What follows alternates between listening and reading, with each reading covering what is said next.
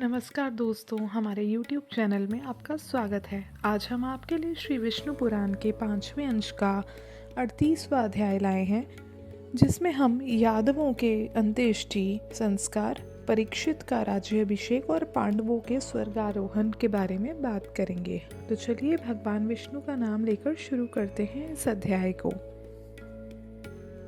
श्री पराशर जी कहते हैं कि अर्जुन ने राम और कृष्ण तथा अन्य अन्य मुख्य मुख्य यादवों के मृत देहों की खोज कराकर क्रमशः उन सब के औद्रव दैहिक संस्कार किए। भगवान कृष्ण की जो रुक्मिणी आदि 8 पटरानियां बतलाई गई हैं, उन सब ने उनके शरीर का आलिंगन कर अग्नि में प्रवेश किया। सती रेवती जी भी बलराम जी के देह का आलिंगन कर उनके अंग संग के आलात से शीतल प्रतीत होती हुई प्रज्वलित अग्नि में प्रवेश कर गईं। इस संपूर्ण अनिष्टि का समाचार सुनते ही अग्रसेन, वासुदेव, देवकी और रोहिणी ने भी अग्नि में प्रवेश कर लिया। उसके बाद अर्जुन उन सब का विधि पूर्वक प्रेत कर्म कर वज्र तथा अन्य अन्य कुटुंबियों को साथ लेकर द्वारका से बाहर आए। द्वारका से निकली हुई कृष्णचंद्र की सहस्त्र पत्नियों तथा वज्र और अन्य अन्य बांधवों की सावधानता पूर्वक रक्षा करते हुए अर्जुन धीरे धीरे चले। कृष्णचंद्र के मृत्युलोक त्याग करते ही सुधर्मा सभा और पारिजात वृक्ष भी स्वर्गलोक को चले गए। जिस दिन भगवान पृथ्वी को छोड़कर स्वर्ग से धारे थे, उसी दिन यह मलिन देह महाबली कलियुग पृथ्वी पर आ गया। इस प्रकार जन शून्य द्वारका को समुद्र ने डुबो दिया। केवल एक कृष्णचंद्र के भवन को वह नहीं डुबोता है। उसे डुबोने में समुद्र आज भी समर्थ नहीं है, क्योंकि उसमें भगवान कृष्णचंद्र सर्वदा निवास करते हैं। वह भगवद ऐश्वर्य संपन्न स्थान अति पवित्र और समस्त पापों को नष्ट करने वाला है। उसके दर्शन मात्र से ही मनुष्य संपूर्ण पापों से छूट जाता है। अर्जुन ने उन समस्त द्वारका वासियों को अत्यंत धन धान्य संपन्न पंजाब देश में बसाया। उस समय अनाथा स्त्रियों को अकेले धनुर्धारी अर्जुन को ले जाते देख लुटेरों को लोभ उत्पन्न हुआ। तब उन अत्यंत दुर्मद पापकर्मा और लुभ हृदय आभीर दस्युओं ने परस्पर मिलकर समिति की और सोचा कि देखो, ये धनुर्धारी अर्जुन अकेला ही हमारा अतिक्रमण करके इन अनाथा स्त्रियों को ले जाता है। हमारे ऐसे बल पुरुषार्थ को धिक्कार है। यह भीष्म, द्रोण, जयद्रथ और कर्ण आदि नगर निवासियों को मारकर ही इतना अभिमानी हो गया है। अभी हम ग्रामीणों के बल को ये नहीं जानता। हमारे हाथों में लाठी देखकर ये दुर्मति धनुष लेकर हम सबकी अवज्ञा करता है। फिर हमारी ऊंची ऊंची भुजाओं का क्या लाभ है। ऐसे समिति कर वह सहस्त्रों लुटेरे लाठी और ढेले लेकर उन अनाथ द्वारका वासियों पर टूट पड़े। तब अर्जुन ने उन लुटेरों को छिड़क कर हंसते हुए कहा, अरे पापियों, यदि तुम्हें मरने की इच्छा है तो आओ, वरना अभी लौट जाओ। लुटेरों ने उनके कथन पर कुछ भी ध्यान नहीं दिया और भगवान कृष्ण के संपूर्ण धन और स्त्री धन को अपने अधीन कर लिया। तब वीरवर अर्जुन ने युद्ध में अक्षीण अपने गांडीव धनुष को चलाना शुरू किया, किंतु वे ऐसा नहीं कर सके। उन्होंने जैसे तैसे अति कठिनता से उस पर प्रत्यंचा यानी डोरी चढ़ा दी, तो फिर वह शिथिल हो गया और बहुत कुछ सोचने पर भी उन्हें अपने अस्त्रों का स्मरण ना हुआ। तब वे क्रोध होकर अपने शत्रुओं पर बाण बरसाने लगे, किंतु गांडीवधारी अर्जुन के छोड़े हुए उन बाणों ने केवल उनकी त्वचा ही बीधा। अर्जुन का उद्रव क्षीण हो जाने के कारण अग्नि से दिए हुए उनके अक्षय बाण भी उन अहीरों के साथ लड़ने में नष्ट हो गए। तब अर्जुन ने सोचा कि मैंने जो अपने शरस मुंह से अनेकों राजाओं को जीता था, वह सब कृष्णचंद्र का ही प्रभाव था।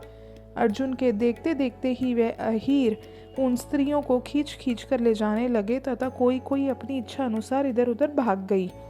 बाणों के समाप्त हो जाने पर धनंजय अर्जुन ने धनुष की नोक से ही प्रहार करना आरंभ किया, किंतु वह दस्यु गुण उन प्रहारों की ओर भी हंसी उड़ाने लगे। इस प्रकार अर्जुन के देखते देखते वह मलेज गण, वृष्टि और अंधक वंश की उन समस्त स्त्रियों को लेकर चले गए। तब सर्वदा जयशील अर्जुन अत्यंत दुखी होकर कैसा कष्ट है, ये कैसा कष्ट है कहने लगे। ऐसा कहकर रोने लगे और बोले, मुझे उन भगवान ने ही ठग लिया। देखो, वही धनुष है, वही शस्त्र है, वही रथ है और वही अश्व है, किंतु अश्रोत्रियों को दिए हुए दान के समान आज सभी एक साथ नष्ट हो गए। देव बड़ा प्रबल है, जिसने आज उन महात्मा कृष्ण के न रहने पर असमर्थ और नीच अहीरों को जय दे दी। मेरी वे ही भुजाएं हैं, वही मेरी मुष्टि यानी मुट्ठी है, वही कुरुक्षेत्र स्थान, और मैं भी वही अर्जुन हूँ। फिर भी पुण्य दर्शन कृष्ण के बिना आज सब सारहीन हो गए। अवश्य ही मेरा अर्जुनत्व और भीम का भीमित्व भगवान कृष्ण की कृपा से ही था। देखो, उनके बिना आज महारथियों में श्रेष्ठ मुझको तुच्छ आभीरियों ने ही जीत लिया है। अर्जुन इस प्रकार कहते हुए अपनी राजधानी इंद्रप्रस्थ में आए और वहां यादव नंदन वज्र का राज्याभिषेक किया। उसके बाद वे विपिनवासी व्यास मुनि से मिले और उन महाभाग मुनिवर के निकट जाकर उन्हें विनयपूर्वक प्रणाम किया। अर्जुन को बहुत देर तक अपने चरणों की वंदना करते देख मुनिवर ने कहा कि आज तुम ऐसी कांतिहीन दशा में क्यों हो रहे हो? क्या तुमने भेड़ों की धूलि का अनुगमन किया है अथवा ब्रह्म हत्या की है, या तुम्हारी कोई सुदृढ़ आशा भंग हो गई है जिसके दुख से तुम इस समय इतने श्रीहीन हो रहे हो? तुमने किसी संतान के इच्छुक का विवाह के लिए याचना करने पर निरादर तो नहीं किया अथवा किसी अगम्य स्त्री से रमण तो नहीं किया जिससे तुम ऐसे तेजोहीन हो रहे हो? तुम ब्राह्मणों को बिना दिए मिष्टान अकेले तो नहीं खा लेते मिष्टान अकेले तो नहीं खा लेते हो, अथवा तुमने किसी कर्पण का धन तो नहीं हर लिया है? हे अर्जुन, तुमने सूप की वायु का तो सेवन नहीं किया। क्या तुम्हारी आंखें दुखती हैं अथवा तुम्हें किसी ने मारा है?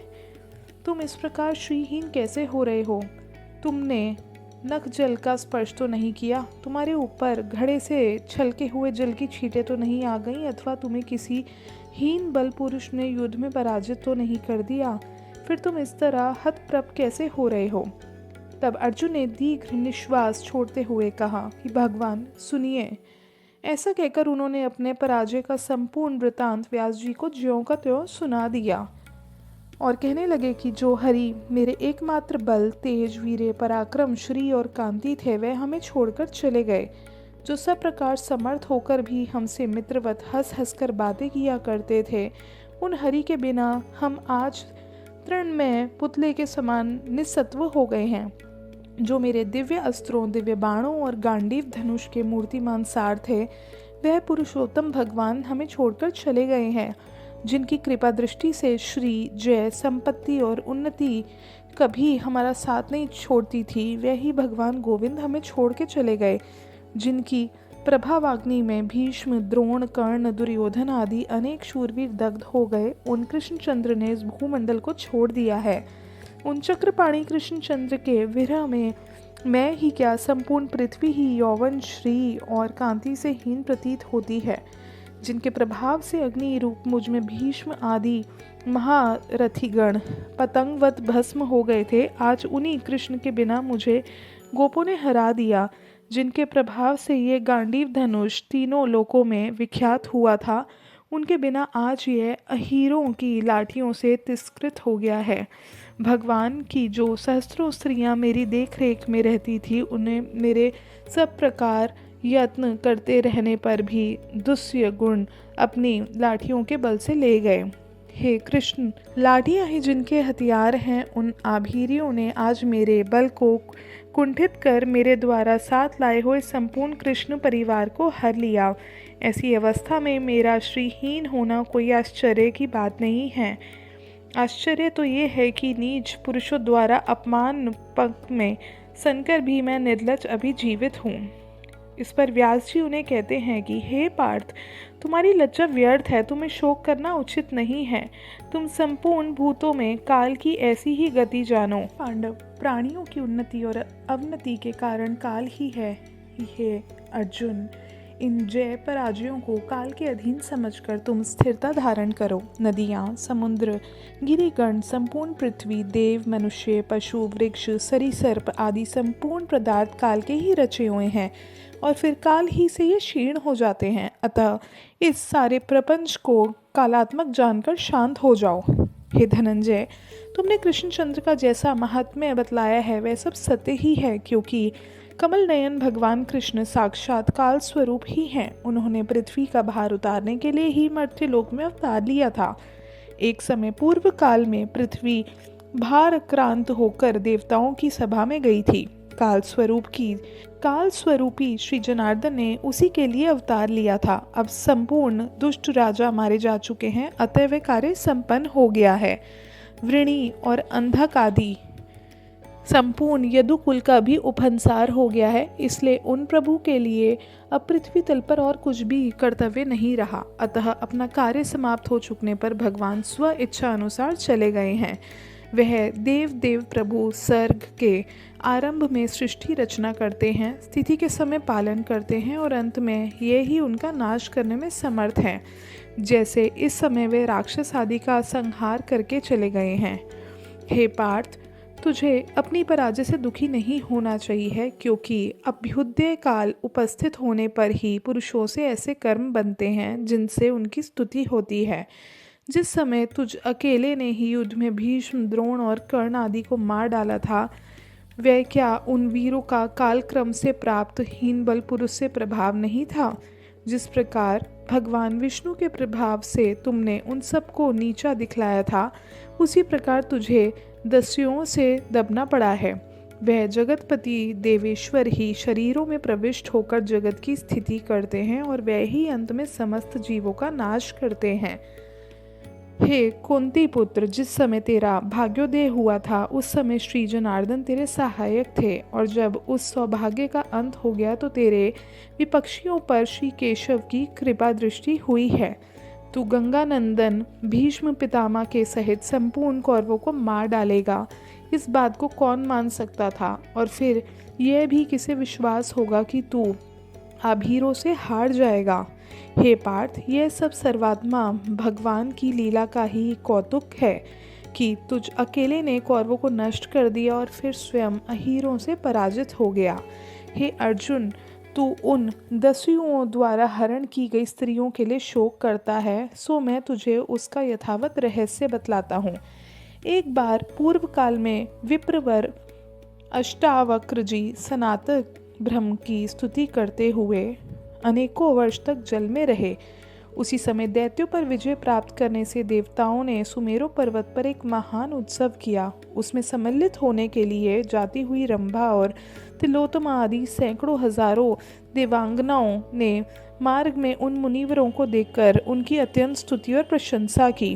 वह देवांगनाएं उन जटाधारी मुनिवर को कंठ पर्यंत जल में डूबे देखकर विनयपूर्वक स्तुति करते हुए प्रणाम कहने लगी। जिस प्रकार वैद्वित श्रेष्ठ अष्टावक्र जी प्रसन्न हो, उसी प्रकार वे अप्सराएं उनकी स्तुति करने लगी। जिस पर अष्टावक्र जी बोले कि हे महाभागो, मैं तुमसे प्रसन्न हूँ, तुम्हारी जो इच्छा हो मुझसे वही वर मांग लो, मैं अति दुर्लभ होने पर भी तुम्हारी इच्छा पूर्ण कर दूंगा। तब रंभा और तिलोत्तमा आदि वैदिकी वेद प्रसिद्ध अप्सराओं ने उनसे कहा कि आपके प्रसन्न हो जाने पर हमें क्या नहीं मिल गया? तथा अन्य अप्सराओं ने कहा कि यदि भगवान हम पर प्रसन्न हैं तो हे विप्रेंद्र, हम साक्षात पुरुषोत्तम भगवान को पति रूप से प्राप्त करना चाहती हैं।